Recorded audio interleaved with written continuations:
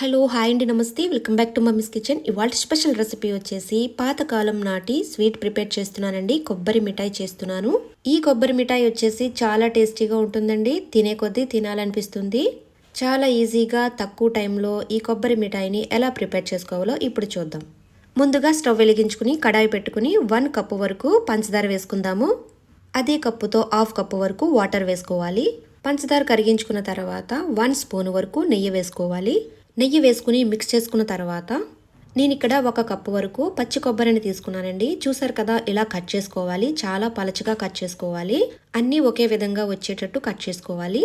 ఇప్పుడు ఈ పాకంలో ఈ కొబ్బరిని వేసేసుకుందామండి. ఈ కొబ్బరిని డైరెక్ట్గా పాకంలో వేసేసుకోవచ్చు, లేదు అంటే కొద్దిగా నేతిలో ఫ్రై చేసుకునైనా వేసుకోవచ్చు. ఈ కొబ్బరి మిఠాయి చేయడానికి పాకం వచ్చేసి ముదురు పాకం రావాలండి. ఇప్పుడు ఈ పాకాన్ని చెక్ చేద్దామండి. ఒక ప్లేట్లోకి వాటర్ తీసుకుని అందులో ఈ పాకం వేద్దాము. పాకం వాటర్లో వేసిన తర్వాత చూసారు కదా, పాకం ఇంకా రెడీ అవ్వలేదండి. ఇప్పుడు ఈ పాకంలో 1/4 టీ స్పూన్ వరకు యాలకుల పొడి వేసుకుందాము. వేసుకుని మిక్స్ చేసుకుందాము. ఈ మిఠాయి వచ్చేసి మీరు బెల్లంతోటైనా తయారు చేసుకోవచ్చు. అప్పట్లో పంచదారతో చేశారు కాబట్టి మీకు కూడా పంచదార వేసి చూపిస్తున్నాను నేను. ఇప్పుడు పాకం వచ్చిందో లేదో మరొక్కసారి చెక్ చేద్దాము. మనకి కావాల్సిన పాకం అనేది వచ్చేసిందండి. చూసారు కదా, మనం చేతిలో తీసుకుంటే ఇలా ఉండవ్వాలండి. ఇలా ఉండవితే మాత్రం పాకం వచ్చేసినట్టేనండి.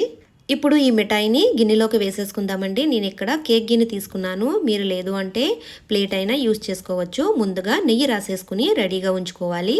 ఇలా మిఠాయి వేసేసుకున్న తర్వాత సమానంగా వచ్చేటట్టుగా పరుచుకోవాలి. ఇప్పుడు ఈ మిఠాయిని చల్లారనిద్దాము. పూర్తిగా చల్లారిన తర్వాత ఒక ప్లేట్లోకి తీసేసుకున్నాము. చూసారు కదా ఎంత చక్కగా వచ్చిందో కొబ్బరి మిఠాయి.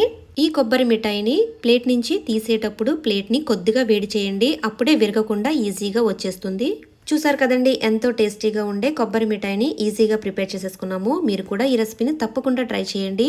అలాగే నా రెసిపీ కనుక మీకు నచ్చినట్లయితే లైక్ అండ్ షేర్ చేయండి, సబ్స్క్రైబ్ చేసుకోండి. మరిన్ని స్పెషల్ వీడియోస్ కోసం బెల్ ఐకాన్ ప్రెస్ చేయండి. Thank you for watching mummies kitchen Telugu.